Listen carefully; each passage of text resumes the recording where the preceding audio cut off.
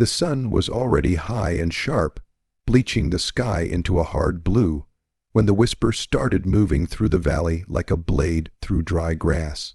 People noticed where the rancher's eyes kept going, how his gaze lingered on the far fence line near the old sycamore, and how he never looked away even when others told him not to. By midday, the rumor had teeth. By afternoon, it had turned into judgment, and by evening, the whole town believed they knew exactly what kind of man Silas Rowan was. They were wrong, and the cost of that mistake would bruise every heart that lived under that open sky. If this opening already pulled something tight inside you, take a moment to like, comment, share, and subscribe to the channel Soul of Light if you believe in kindness and second chances. Stories like this live because of people who still believe hearts can change. Silas Rowan had lived his entire life in daylight. He was born to sunrises and dust, to the steady rhythm of hooves and windmills, to mornings where the land breathed with him. His ranch sat on the edge of Red Hollow, a place where people waved when they passed and watched each other carefully when they thought no one noticed. Silas was not a loud man, not a man who explained himself easily. He worked with his hands, spoke with his back bent and his boots planted, and carried the quiet weight of someone who had lost much without ever asking for pity. Years earlier, grief had taken his wife and then taken his voice with her, leaving him with a face that looked stern, even when his heart wasn't. In a town that thrived on stories, silence became its own accusation. The trouble began on a clear morning when the school bus broke down near the North Road, right by the sycamore that leaned like an old listener. Children spilled out into the sunlight, laughter bright and careless, while adults gathered in anxious knots. That was when people noticed Silas standing by his fence, still as a post, staring. He did not wave. He did not move. His eyes stayed fixed on the children and the broken bus. Someone muttered that it was unsettling. Someone else said it was wrong. The phrase "don't look there" traveled fast, sharpened by fear and habit, and soon eyes turned toward Silas with a new edge. From that day on, the staring continued. At the market in broad daylight, when children crossed the square, Silas's gaze followed. At church picnics under the noon sun, when families spread blankets and passed lemonade, he watched from a distance. He did not smile. He did not explain. He only watched, and the watching made people uncomfortable. Red Hollow was a place that believed good intentions announced themselves clearly. Anything else felt dangerous. Mothers pulled their children closer. Fathers squared their shoulders. The sheriff noticed and frowned. The word creepy slipped into conversations like a stain that would not wash out. What no one asked was why Silas had begun watching so closely, or what had changed inside a man who had once kept his eyes on the ground.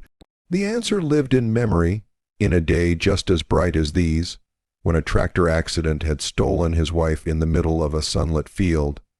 Silas had been nearby, had looked away for one careless second, and the sound that followed had rewritten his life. Since then, daylight carried a lesson he could never forget. Danger did not announce itself. It waited quietly until you stopped paying attention. When Silas saw children near roads, near old fences, near animals that spooked easily, his chest tightened with a fear he could not speak. Watching became his penance. Watching became his promise to a woman he could no longer protect. The day everything broke open arrived with heat shimmering off the ground. The town was hosting a midday fair by the river, booths lined up under the sun, music drifting lazily. Families gathered, and laughter rang out, and Silas stood at the edge again, staring. This time, his gaze locked onto a small boy near the horse pens, a boy with a red cap and quick feet. People noticed immediately. The whispers hardened into anger. Someone told him with sharp eyes to stop. Someone else stepped in front of him. The sheriff moved closer, hand resting where authority lived. Silas did not look away. He could not. The boy had reached through the fence toward a nervous mare whose ears were pinned back, whose muscles quivered with warning. What happened next felt like a match struck in dry air. Silas vaulted the fence and ran, boots pounding, arms wide. Gasps tore through the crowd. In the bright, unblinking sun, it looked exactly like what everyone feared. The rancher lunged toward a child. Hands grabbed for Silas, voices rose, and fury bloomed as fast as panic. Someone tackled him to the ground just as the mare reared and kicked, splintering the fence where the boy had been standing a heartbeat earlier. Dust exploded. Screams cut the air. The boy fell backward, untouched but shaking, while the animal's hooves struck empty space that would have been flesh. For a long moment, the world held its breath. Then sound crashed back in. The boy was pulled into waiting arms, sobbing. The mare was secured. Silas lay on the ground, face pressed into dirt, hands pinned, the weight of judgment heavy on his back. Anger poured out of the crowd, fueled by shame and fear, and the relief of almost disaster. People shouted that he should never be allowed near children again. They said he was dangerous. They said they had known all along. The sheriff hauled him up, sunlight blazing off the badge, and led him away while the fair dissolved into murmurs and shaken heads. It was the boy's grandmother who finally saw the truth first.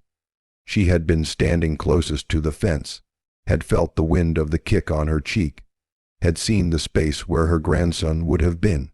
She looked at the broken boards, at the distance between danger and safety, and then at Silas's scraped hands and bleeding elbow. Her certainty wavered. Others followed her gaze. The story shifted, slowly, reluctantly. The sheriff returned, quieter now. The boy, calmer, pointed at the fence and then at Silas, his small hands describing a rescue no one wanted to admit they had nearly stopped. The town's anger did not disappear all at once. It softened, cracked, reshaped itself into something heavier. Guilt arrived late but stayed. People realized how easily fear had dressed itself up as certainty, how silence had been mistaken for something dark. Silas was released before the sun dipped, walking back to his ranch with a limp and a bruise that would bloom purple by morning. No one followed. No one apologized yet. Daylight still glared, unforgiving. Change came in small, awkward offerings. A basket of food left by the gate. A note without a name. A repaired section of fence. Silas accepted these things without ceremony, continuing his routines, eyes still watchful, but softer now that the watching was seen. He began volunteering during the day, mending fences near the school route, reinforcing old rails by the river, his presence steady and useful. Children waved. Parents nodded. Trust rebuilt itself the way land heals, slowly and honestly, under the same sun that had witnessed the worst.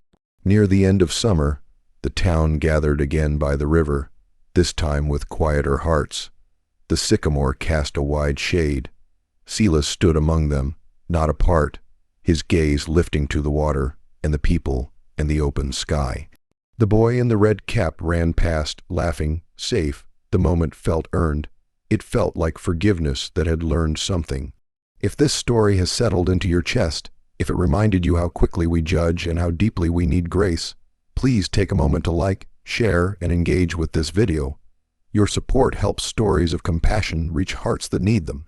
And before this story ends, please comment below with what moment stayed with you the most, because shared reflection keeps kindness alive.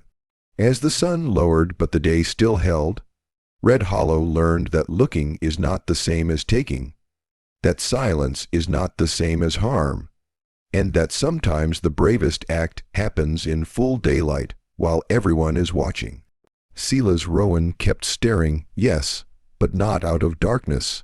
He stared because he remembered what happens when you look away, and because love, when it has nowhere else to go, learns to stand guard under the open sky.